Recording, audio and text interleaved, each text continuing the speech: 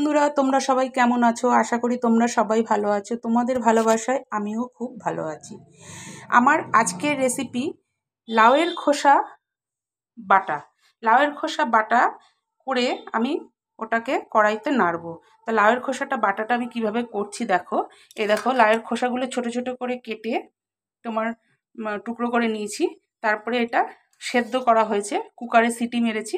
মেরে এবার মিক্সি বাটিতে দেব, পেস্ট করে নেব। এবার এগুলো মিক্সি বাটিতে দিয়ে দিচ্ছি। এর সঙ্গে দেব রসুন কোয়া, 5 কোয়া দেখো রসুন দিয়ে দিলাম। একটু দেব পেঁয়াজ কুচি করে রেখেছি, সেটা দিয়ে দিচ্ছি। আর একটু পেঁয়াজ দিয়ে দিলাম। এবার দেব কালো জিরে, দেখো খানিকটা কালো জিরে দিয়ে দিলাম।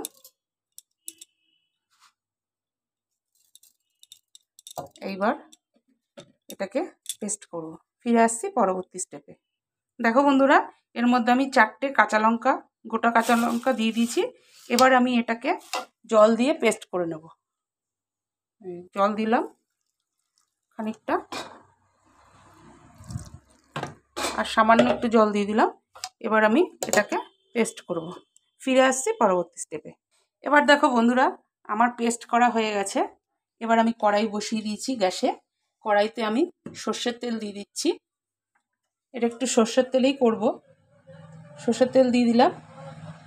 এইবার ওই পেস্টটাকে ঢেলে দেব।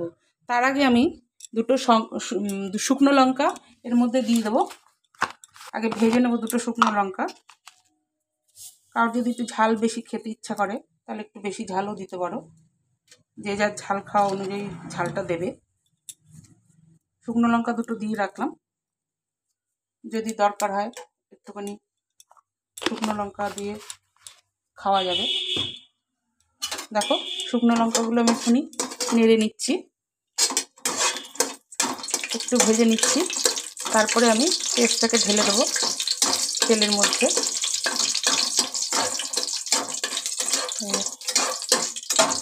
ভাজা হয়ে গেছে। এবার আমি পেস্টটাকে ঢেলে দিচ্ছি কড়াইতে।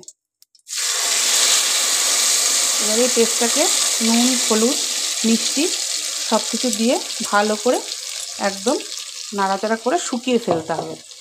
যতটা শুকানো হবে ততটা খেতে টেস্ট হবে বন্ধুরা। তোমরা কে কেমনভাবে করো লাউয়ের খোসা পেস্ট, সেটা আমাকে একটু কমেন্টে জানাবে। কে কীভাবে খাও লাউয়ের খোসা, সেটাও কমেন্টে জানাবে। আমি লাউয়ের খোসা এর আগে আলু দিয়ে ভাজা খেয়েছি, চচ্চড়ি খেয়েছি। তা আজ ভাবলাম খোসাটা যখন আছে একটুখানি তোমার পেস্ট করে এটা কড়াইতে একটু নাড়ি, খেতেও ভালো লাগবে। এ দেখো নুন দিয়ে দিয়েছি, হলুদ দিয়ে দিলাম। এবার একটু মিষ্টি দেবো, নেড়ে নিই খানিকক্ষণ, তারপরে আবার মিষ্টিটা দেবো। এসব খুটখাট জিনিস খেতে ভালো লাগে বন্ধুরা, কিন্তু করার প্রচুর টাইম লাগে। করতে গেলেই অনেক সময় চলে যায়, কিন্তু কী করবো বন্ধুরা, খেতে তো ইচ্ছা করে, এমন করতেও হয়। এত কাজের মধ্যে দিয়েও আমাকে করতে হয়, কিছু করার নেই। এর মধ্যে সামান্য একটুখানি বাটিটার মধ্যে জল দিয়ে আমি মিক্সির বাটিটা ধুয়ে পেস্টটাকে এর মধ্যে ঢেলে দিচ্ছি। দেখো ঢেলে দিলাম এর মধ্যে। এবার ভালোভাবে সমানে নাড়তে হবে। ফিরে আসছি পরবর্তী স্টেপে। দেখো বন্ধুরা, অনেকটা জলটা শুকিয়ে এসছে।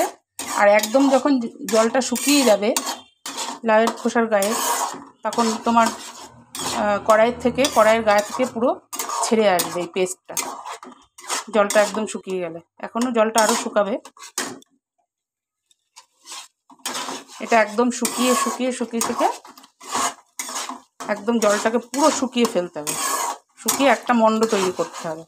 সেটা দিয়ে গরম ভাতে খেতে অসাধারণ লাগে বন্ধুরা। আমার ভিডিওটা কে কোথা থেকে দেখছো সেটা আমাকে কমেন্টে জানিও। যদি ভালো লাগে আজকের ভিডিওটা, তাহলে একটা লাইক, কমেন্ট, শেয়ার করে পাশে থেকো। আর ফেসবুক পেজটিকে বেশি বেশি করে ফলো করে দিও। ইউটিউব চ্যানেলটিকে সাবস্ক্রাইব করে পাশে থাকা বেল আইকনটি প্রেস করে দিও। আজ তাহলে এই পর্যন্ত। কাল আবার নতুন আরেকটা ভিডিও নিয়ে হাজির হব।